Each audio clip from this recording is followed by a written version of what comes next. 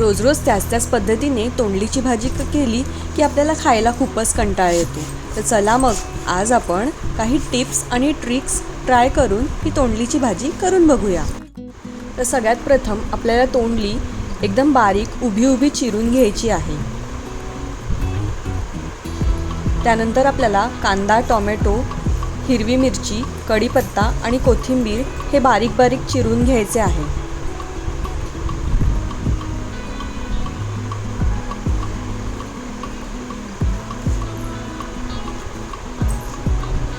इथे मी gas on केलेला आहे आणि त्याच्यावर एक कढई ठेवलेली आहे। कढई तापली की आपल्याला त्याच्यामध्ये थोडे तेल घालून घ्यायचे आहे।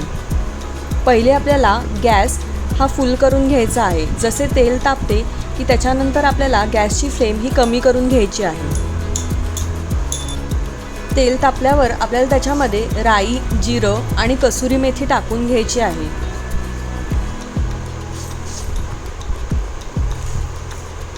त्यानंतर आपल्याला कढीपत्ता, कोथिंबीर थोडी, कांदा, टोमॅटो टाकून घ्यायची आहे। कोथिंबीर आपण जेव्हा फोडणीमध्ये टाकतो तेव्हा त्याचा स्वाद खूपच सुंदर येतो आणि मग हे व्यवस्थित मिक्स करून घ्यायचं आहे।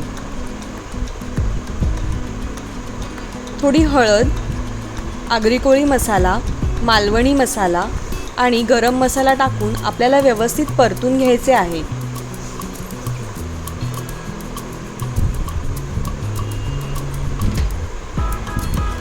त्यानंतर आपल्याला उभी चिरलेली तोंडली त्याच्यामध्ये टाकून घ्यायची आहे आणि ते एकदा पुन्हा व्यवस्थित परतून घ्यायचं आहे।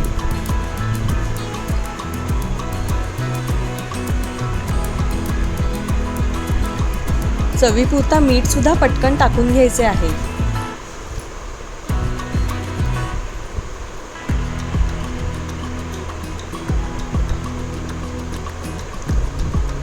ही तोंडलीची भाजी मी पूर्णपणे वाफेवरच शिजवणार आहे। त्याच्यामुळे आपल्याला 5 मिनिटासाठी त्याच्यावर झाकण ठेवून घ्यायचे आहे आणि 5 मिनिटानंतर आपल्याला ते झाकण उघडून व्यवस्थित परतून घ्यायचे आहे।